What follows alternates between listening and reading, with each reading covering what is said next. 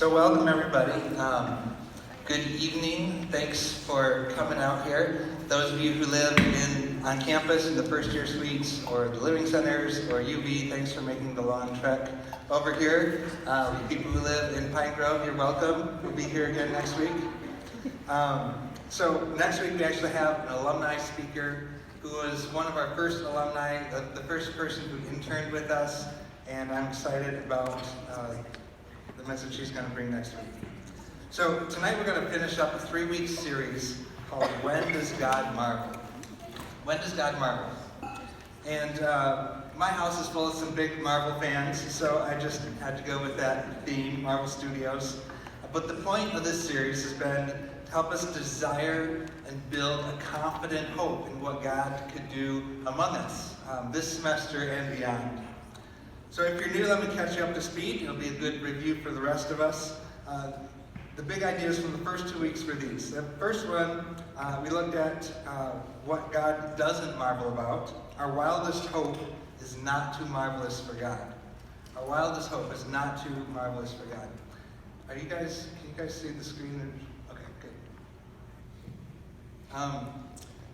So, isn't it comforting that whatever we think of, whatever we dream, that's not too big for God. He can handle it.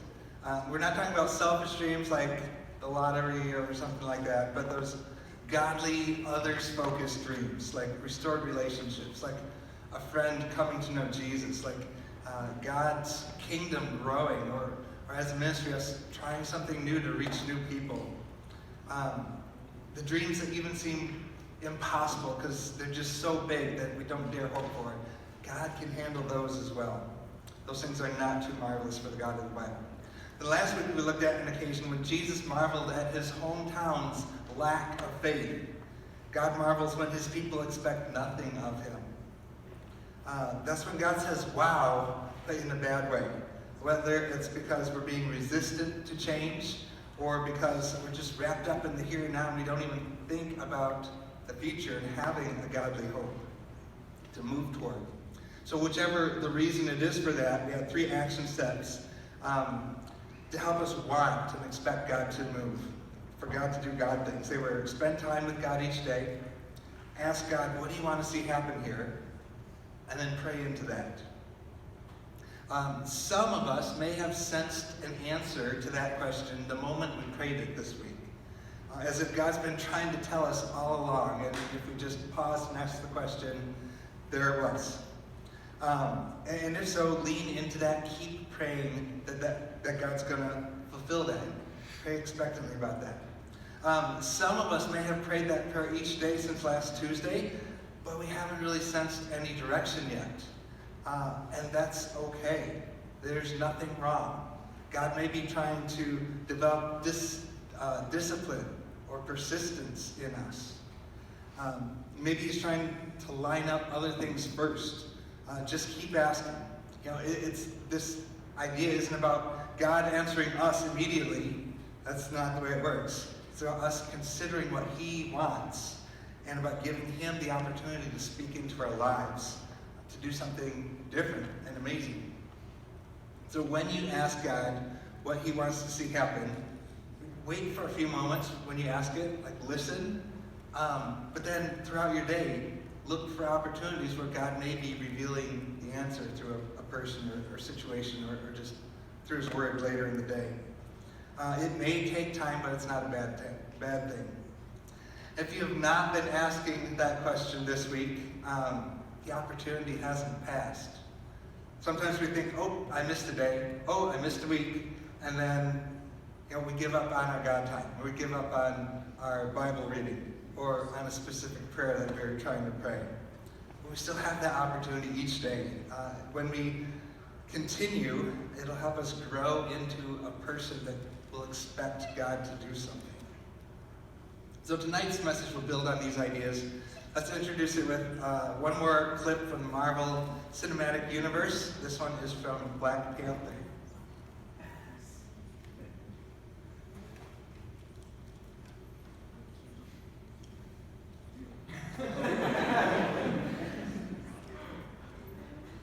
That should play automatically when you go to this slide.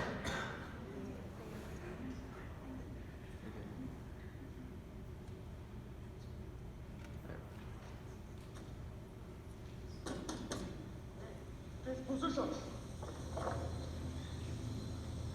No games.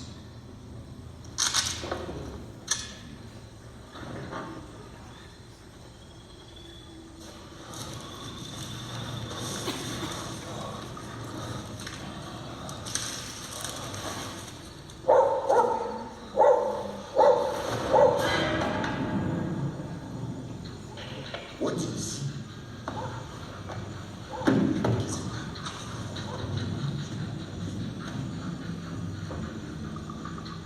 Come in. Come in.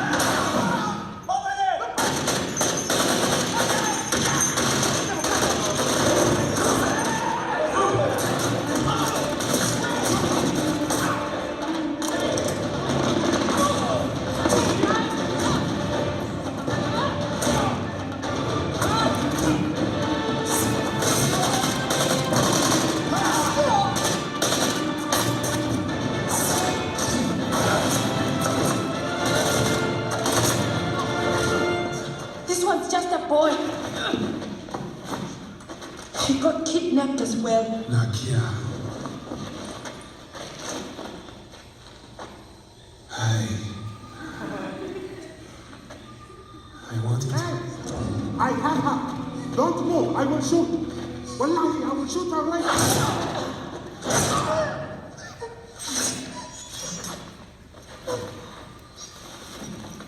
He froze. Why are you here? You should ruin my mission. My father is dead, Nakia. I will be crowned king tomorrow. And I wish for him to be there.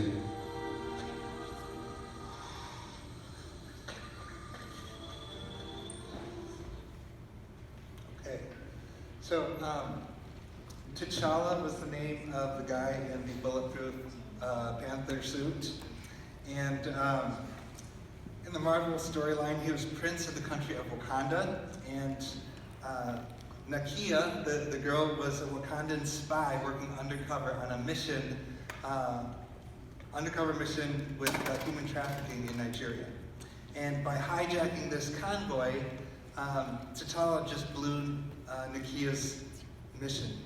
And she was kind of upset about that because that was her mission she's been working on. But he had an important request of Nakia. T'Challa's father, the king, had just died, and T'Challa was about to assume the huge responsibility of being king. And T'Challa and Nakia had a history together, and she was also a leader within her Wakandan tribe. So T'Challa wanted her at this ceremony with the transfer of leadership. It was very important. So she was upset that her mission was cut short, but Nakia submitted to that royal authority. She immediately obeyed her prince, who she had feelings for and she cared about. So tonight we're going to look at an example of a real-life guy who understood authority with such clear and simple way that it made Jesus say, "Wow," and this time in a good way. So the passage is Matthew 8, verses 5 through 13. And I encourage you to look that up in your hand Bible, in a Bible app, if you have that. Matthew 8, verses 5 through 13. So the setting of this passage was a city called Capernaum. Last week we read about Jesus' hometown of Nazareth, and Capernaum was about a 15-minute drive northeast from Nazareth for us. For Jesus, it would have been about a 9.5-hour walk from Nazareth to Capernaum. And Capernaum was on the northern coast of the Sea of Galilee, which is the only freshwater lake in Israel, which is kind of hard for us to imagine here in Michigan. But for reference, it was about twice the size of Houghton Lake. So it was a pretty good-sized inland lake. And Capernaum is where Peter and John and some of the other disciples were from. That was their hometown. So Matthew 8, starting in verse 5. I'll be reading in the English Standard Version. But when Jesus had entered Capernaum, a centurion came forward, appealing to him. First of all, what's a centurion? Is it one of these mythical horsemen creatures? that she already got a peek of. Does anyone know what those are called? Centaur. Sounds kind of like a centurion, but they're different. They might have dressed kind of the same. But the centurion would have been a career military officer in the Roman army. He would have been in charge of at least 100 men, like a century, a cent being the 100. This centurion in Matthew 8 was stationed in Capernaum. And most Roman officers and Roman soldiers would have been resented, even hated by the Jews because of the Roman Empire's military presence and occupation in Israel. But there's a parallel passage recorded in Luke about this same incident. And in Luke 7, it tells us that this centurion valued individuals and he invested in the local community. So that put him in a different light than most of the Roman officials. And this guy had a message for Jesus. So verse 6, Lord, my servant is lying paralyzed at home, suffering terribly. And he, Jesus, said to him, I will come and heal him. But the centurion replied, Lord, I'm not worthy to have you come under my roof, but only say the word and my servant will be healed. We'll pause again there. Now the centurion wasn't even Jewish. He wasn't looking for a Jewish Messiah. But when he heard about Jesus, he immediately understood that Jesus could heal his servant that the centurion cared for. Now listen to the why of why he had this faith. It continues in verse 9. For I too am a man under authority, with soldiers under me. I say to one, go, and he goes. To another, come, and he comes. And to my servant, do this, and he does it. When Jesus heard this, he marveled, said to those who followed him, truly I tell you, with no one in Israel have I found such faith. I tell you, many will come from the east and west and recline at table with Abraham, Isaac, and Jacob in the kingdom of heaven, while the sons of the kingdom will be thrown out into the outer darkness. In that place there will be weeping and gnashing of teeth. So we'll pause the reading one more time here. Jesus was referring to the sons of the kingdom. He was talking about people of Jewish heritage, so the descendants of Abraham, Isaac, and Jacob. The people who are supposed to be expecting the Messiah. And in this passage, Jesus reveals another clue about his heart and plan for all nations, not just Israel. So the physical sons of the kingdom of Israel who rejected their Messiah would be rejected by God. But the people of faith from all over the world who accept Jesus would be adopted and welcomed into God's kingdom, God's family. They would eat at God's table, people like that Roman centurion who demonstrated more faith than anyone Jesus knew. And that made Jesus say, wow, in a good way. Verse 13, and to the centurion Jesus said, go, let it be done for you as you have believed. And the servant was healed at that very moment. So Jesus marveled. He was filled with wonder and astonishment at this imperial officer's faith. He was happy to fulfill this man's caring and unselfish request. So last week we saw Jesus respond with a negative wow and at some lack of faith. And tonight a positive wow at an abundance of faith. But what was it about this guy's faith? What made it stand out from everyone else's? I mean, think about the Apostle Peter. He was one of Jesus' 3 closest disciples and friends. And Mark 14 tells us that Peter walked on the water, walked on the surface of the Sea of Galilee toward Jesus. But then when Peter's attention fell back on the choppy waves, he faltered and started to sink. And after grabbing him, pulling him up and into the boat, Jesus didn't say, wow, Peter, look at you. You walked on the water. What great faith. Instead, he said to Peter, oh, you of little faith, why did you doubt? So what made this centurion's faith so special? Even compared to the guy who had enough faith to step out of a boat and take several steps on the Sea of Galilee. Well, the centurion tied his faith to authority, which honestly seems kind of weird. It's not something that we'd intuitively think at first. His reasoning for why Jesus not bother coming in person, when he'd only say the word, was based on his respect for authority. He understood his that his prompt obedience to his superiors was just as important as his soldiers' prompt obedience to his orders. Authority is authority in whichever direction. And his years of experience in the military had made it that simple for him. This is authority. The centurion tied faith to authority. And then Jesus tied faith to relationship immediately after that. Jesus went right from talking about this guy's faith into reclining at God's table in heaven. Being at God's dinner table is talking about fellowship and relational closeness. Some of us maybe grew up in a church that thought the words fellowship and potluck were interchangeable. Is that anybody here? Yeah. But there is a connection there. There's something personal about sharing a meal with someone. So what if the connection between faith and authority seemed kind of random? What if that connection is relationships?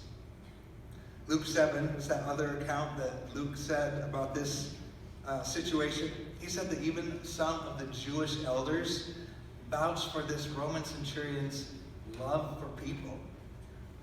So it would make sense that this centurion progressed as far as mastering authority like he did because he cared for people. If he didn't care, his soldiers would have a lot harder time wanting to submit to his orders. Without caring for people, he would have had a lot harder time caring about his commander's orders. For always questioning authority, asking Jesus to do something big doesn't really seem very straightforward. But if we know authority and ask and it happens, it seems a lot more natural for Jesus to answer some big prayers. So relationship, the authority, and faith are all tied together. So here's where our big idea for tonight. When does God marvel? God marvels when we exercise our faith through relational submission. God marvels when we exercise our faith through relational submission. I'm just going to assume that some of you don't like that statement, because submit is a word that our culture doesn't like today. It's not popular. But that's because people think of it in terms of exploitation and coercion. Like we're being forced to submit to something that's wrong or harmful or against our will. But biblical submission is built on trust and love. It's about being willing to submit, as long as it's not something that's wrong, because of care and respect. So God marvels when we exercise our faith through relational submission. When I was just out of college, I worked as a lab technician for a year. It was for a small Dow Corning site that focused on lubricants, and which isn't their main thing, it's just this small little site. And one of the guys I reported to was a chemist from Italy. And we had some people from all over the world on our team, but this guy had the thickest accent and he mumbled, so it was kind of hard to follow him sometimes. At one point I was running some tests for him. There were these various mechanical tests and corrosion tests I was running on these different lubricants. And the chemist was in the lab with me one day, and I asked him what was the purpose for the particular test I was running. What was the application for these lubricants? And despite his thick accent and mumbling, the message was loud and clear. He answered, "You're a lab technician. You don't need to know, just do the tests." So, me not being especially mature in my faith at that point, how eager do you think I was to submit to that guy after that encounter? I wasn't. Actually, shortly after that, I was finally offered the engineering job that I had been looking for and hoping for. And when the Italian chemist asked me to continue at that site long enough to finish the series of testing that I was in the middle of, I selfishly declined, which kind of put him in a bad spot because it made him have to redo that whole series of tests. And I feel bad about that now and regret that I didn't show God's love there at that time. But Jesus was impressed by this centurion's faith because it flowed from his experience in both giving and following orders. in the context of caring people, which made it so much easier. Because the centurion cared for people, it made it easier for him to submit to authority, as well as expect that from others. Because of his clear understanding of authority, it made him easier to apply faith to the situation with his servant in Jesus. Jesus has authority to do this, so done. Simple. Now, he didn't command Jesus to do it. It was still a request. He wasn't expecting Jesus to submit to him. In verse 8, Matthew 8:8, he said, "Lord, I'm not worthy to have you come under my roof, but only say the word." Just say the word. Jesus, you have the authority. So if you say so, only say the word, it'll happen. My servant's body will obey your voice. Pure, straightforward faith. And it was built on a healthy view of authority, as strange as that sounds. So what does this mean for us? What can we do? We can practice relational submission toward Jesus. We can practice relational submission toward Jesus. John 14, verses 23 and 24, Jesus said, "If anyone loves me, he will keep my word. My Father will love him, and we will come to him and make our home with him." Jesus says if we love him, we'll submit to him. And when we submit to him, that will draw us even closer in closer relationship to Jesus and the Father and the Spirit. It's relational submission. But we can't use that on other people, right? We can't say, if you love me, you will obey me. Manipulators might say that, but it probably never produces the desired result. More of a fear or guilt-based relationship than caring relationship. But from Jesus, it comes as an invitation. Jesus is the only one who can legitimately say that because he's God. He's the only one fully worthy of our submission. So we can't demand that submission from other people, but we can give it. We can't demand that submission from other people, but we can give it. The Bible lays out a bunch of examples of people that we should have a submissive relationship with. It tells us to genuinely submit to parents, spouses, masters, church leaders, government officials. Even if your interaction with a government official isn't very personal, it still honors God when we submit to that authority.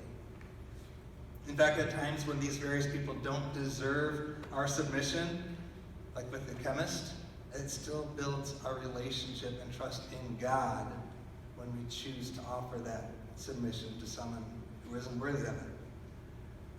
As long as we're not talking about being asked to do something that's wrong or sinful. But here's an example I'd like us to look at of people with the submitting relationship. 1 Corinthians 16, verses 15 and 16. "Now I urge you, brothers, you know that the household of Stephanas were the first converts in Achaia, and they have devoted themselves to the service of the saints. Be subject to such as these, and to every fellow worker and laborer." So when this particular family, this family of Stephanas, became Christians, they devoted themselves to the service of the church. And Paul tells the church in Corinth to submit to caring people like that, to devoted people like that. In fact, to everyone who's actively serving the church. He says, submit to people like that. Be subject to them. Practice relational submission toward others, especially those who love and serve the church. We can practice relational submission toward others, especially those who love and serve the church. So what exactly does relational submission look like? If we're going to plan it out, like, okay, what does that look like? When does it apply? Just like the centurion who realized the line authority goes both ways, we can apply Jesus' golden rule to figure this out. Matthew 7:12, Jesus said, "So in everything, do to others what you would have them do to you, for this sums up the law and the prophets." On the receiving end, if we ask someone to do something, it would mean the world to us if when people's service could be described with these words: willing, prompt, helpful, cheerful. If we ask someone to help, and it's those willing, prompt, helpful, and cheerful, that's going to be such a blessing. We're going to feel great about that. So just flip that around. On the giving side, it should look the same way. Our service should be willing and prompt and helpful and cheerful. The closer we grow to Jesus, the more we'll realize that it goes both ways, or we'll offer that relational submission to others. Maybe you'll recognize an opportunity this weekend to apply this, but at the retreat, or if you're somewhere else, wherever you are. Even if it's out of your way, even if it changes your plans, maybe God will want you to obey something. Maybe you'll recognize an opportunity to serve someone else, not because you absolutely love what they're doing, but because you want to show care to them. Will you have the faith to say yes to that? Going the other way, will I have faith to ask for help from people and from God? That faith is built and exercised by practicing relational submission. Will we be helpful, or will we ask for that help from people and from God as well? Those both ways. So I'd like to wrap up with another video clip. This one is not from Marvel, but kind of close because Disney recreated it to make a PG-13 version of Deadpool 2. So it's kind of Marvel, but not really. This is from the very beginning and very end of The Princess Bride. Nothing gave Buttercup as much pleasure as ordering Wesley around. Farm boy, polish my horse's saddle. I want to see my face shining in it by morning. As you wish. As you wish was all he ever said. Farm boy, fill these with water. Please. As you wish.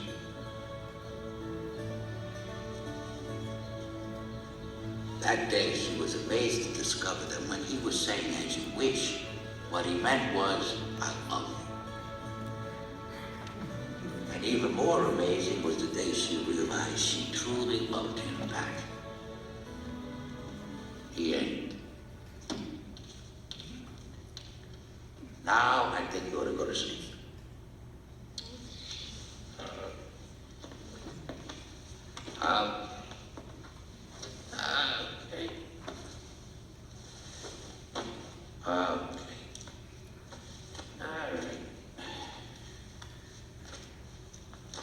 Shalom. Grandpa, maybe you could come over and read it again to me tomorrow. As you wish.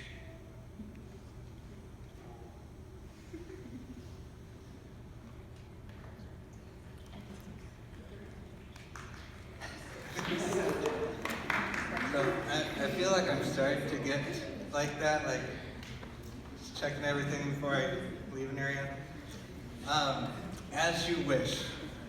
God marvels when we exercise our faith through relational submission.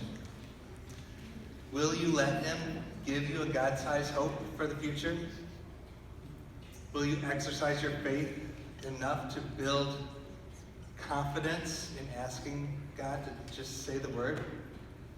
When he invites you to participate in that hope, will you submit to that request in love? Let me pray. God, thank you for tonight. God, I thank you for these examples from your word where Jesus, you marveled at something and you thought something was just wow. And we got to look at a good example of that tonight, God. And I thank you that it wasn't just an intuitive, straightforward thing that made us think in a little different way. And God, I pray you give us the boldness to apply it and practice it. And just pray you keep it on our hearts this weekend. help us look for ways to be helpful. Help us look for ways that we can just simply respond to you in obedience or to show love to others, God. And God, we pray that doing those will draw us closer to you, and in so doing, build our faith. God, we give this to you. Pray that you'll do great things this semester. Pray this in Jesus' name. Amen.